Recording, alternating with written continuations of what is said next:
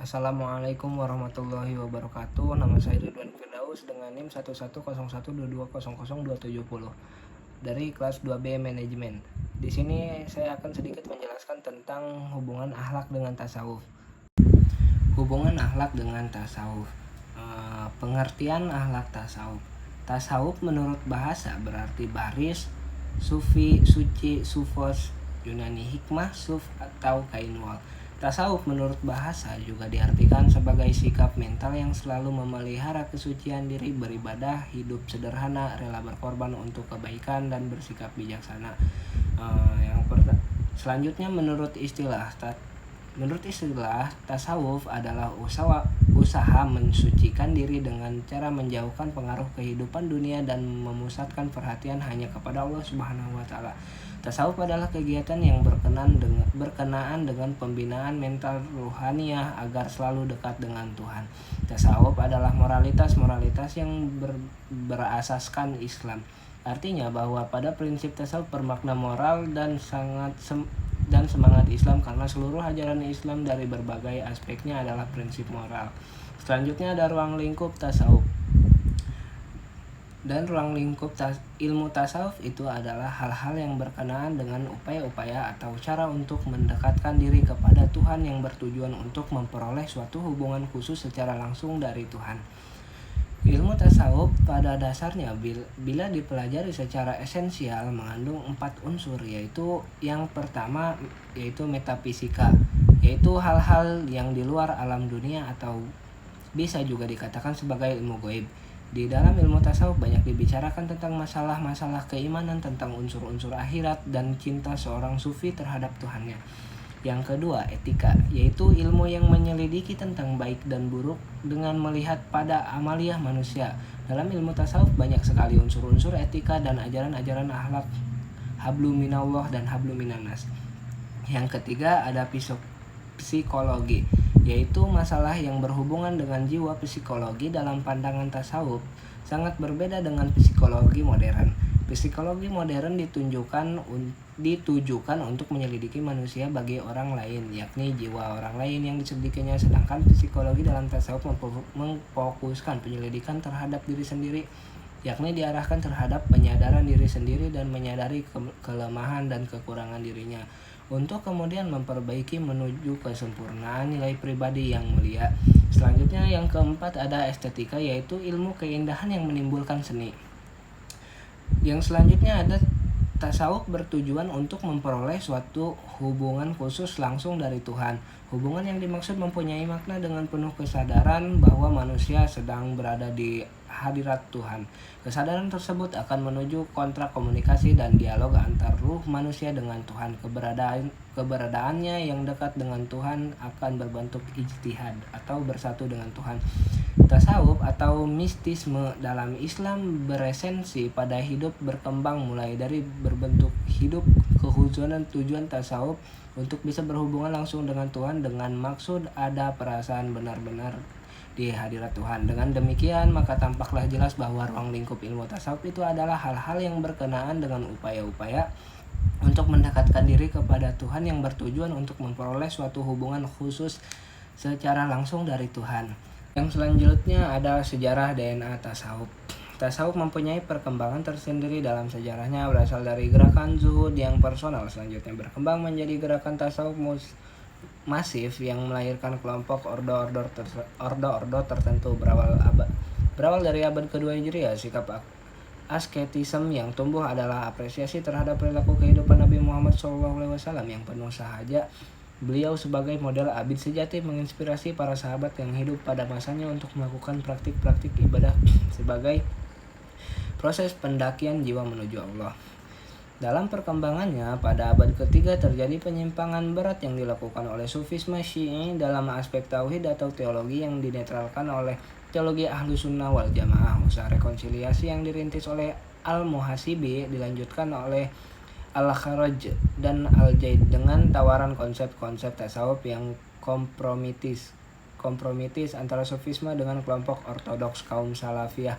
Tujuan gerakan ini adalah untuk menjebatani antara kesadaran mistik dengan syariat Islam. Gerakan sufisme ortodoks mencapai puncaknya pada abad 5 Hijriah dengan tokoh Imam Al-Ghazali sentuhan filsafat yang mewarnai corak tasawuf pada abad ke-6 sampai ke-8 Hijriah. Lewat konsepsi Ibnu Arabi, corak ma'rifat yang dikembangkan adalah hubungan antara fenomena alam yang pluralistik dengan Tuhan sebagai prinsip keesaan yang melandasinya, yang populer dengan doktrin wahdah al-wujud. Ketegangan antara kaum sufi salafi dan para filosofi sufi semakin memperluas jurang pemisah keduanya, sehingga pada abad ke-8 Hijriah Ibnu Taimiyah muncul dengan gagasan neo-sufi sebagai respon terhadap beberapa persoalan sosial masyarakat yang terabaikan pada masa itu. Gagasan ini berkembang hingga sekarang untuk membebaskan manusia muslim dengan pemahaman dan pengalaman ajaran agama secara integral. Tasawuf baru muncul setelah masa sahabat dan tabi'in, tidak muncul pada masa Nabi Muhammad SAW, karena pada masa Nabi kondisinya tidak membutuhkan tasawuf. Perilaku umat pada masa itu sangat stabil. Selain itu, dari sudut pandang akal jasmani dan rohani yang menjadi garapan Islam masih dijalankan secara seimbang. Cara pandang hidupnya jauh dari budaya pragmatisme, materialisme dan hedonisme. Tasawuf sebagai sebuah gerakan perlawanan terhadap budaya materialisme belum ada, bahkan tidak dibutuhkan. Para sahabat dan para tabi'in pada hakikatnya adalah sufi. Mereka mempraktekkan selalu terhadap hal-hal yang tidak pernah mengagungkan kehidupan dunia, tapi tidak meremehkannya. Selalu ingat kepada Allah sebagai Sang Khalik. Setelah kekuasaan Islam makin meluas dan terjadi perubahan sejarah yang fenomenal pasca Nabi dan sahabat, ketika kehidupan ekonomi dan sosial makin mapan, mulailah orang-orang lalai pada sisi rohani, dan budaya hedonisme pun menjadi fenomena umum. Saat itulah timbul gerakan tasawuf sekitar abad ke-2 Hijriah. Gerakan tasawuf bertujuan untuk mengingatkan tentang hakikat hidup. Menurut pengarang Kasyaf Al-Dzunun, orang yang pertama kali dijuluki Al-Sufi adalah Abu Hasyim Al-Sufi.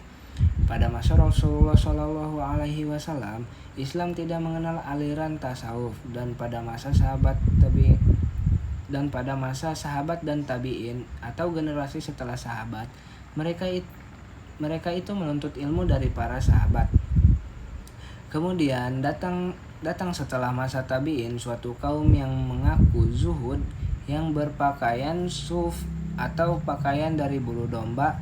Maka karena pakaian inilah mereka mendapat julukan sebagai nama bagi mereka, yaitu sufi, dengan nama tarekatnya tasawuf. Salah satu argumen yang mengatakan bahwa tasawuf sudah ada pada masa Rasulullah SAW adalah perilaku Nabi yang sering melakukan tahanus di Gua Hiro sebelum turunnya wahyu. Pertapaan tersebut dilakukan Rasul sebagai sebuah upaya untuk menenangkan jiwa, menyucikan diri sebagai persiapan untuk menerima sabda yang agung, yaitu wahyu Al-Quran. Dalam proses itu Rasul melakukan riyah dengan bekal secukupnya, pakaian sederhana yang jauh dari kemewahan dunia. Setelah menjalani proses tersebut, jiwa Rasul telah mencapai tingkat spiritual yang benar-benar siap menerima wahyu dari Jibril. Memasuki abad ke-3 dan ke-4 Hijriah, tasawuf kembali menjadi babak baru. Pada masa ini, tema yang diangkat para sufi lebih mendalam, berawal dari perbincangan seputar akhlak dan pekerti. Mereka mulai ramai membahas tentang hakikat Tuhan, esensi manusia, serta hubungan antara keduanya, dan dari sini muncul tema-tema semacam makrifat, fana, dan zauk. Dari Dari realitas ini dapat disimpulkan bahwa tasawuf mulai menentukan identitasnya. Tasawuf mulai berkembang dan menjadi satu disiplin ilmu yang berbeda dengan fikih, tafsir, hadis, dan kalam. Memasuki abad ke-6 dan ke-7 Hijriah, tasawuf kembali menemukan suatu bentuk pengalaman baru. Bersentuhan tasawuf dengan filsafat berhasil mencetak tasawuf menjadi lebih filosofis yang kemudian dikenal dengan istilah teosofi. Dari sinilah kemudian muncul dua varian tasawuf, yaitu Sunni dengan coraknya amali dan falsafi dengan corak iluminatifnya.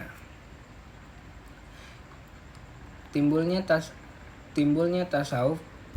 tasawuf dalam Islam bersamaan dengan kelahiran agama Islam itu sendiri, yaitu semenjak Muhammad SAW diutus Rasulullah untuk segenap umat manusia dan seluruh alam semesta. Tasawuf baru muncul setelah masa sahabat dan tabi'in, tidak muncul pada masa Nabi Muhammad SAW karena pada masa Nabi kondisinya tidak membutuhkan tasawuf. Sekian dari saya, kurang lebihnya mohon maaf. Wabillahi taufiq wal hidayah. Wassalamualaikum warahmatullahi wabarakatuh.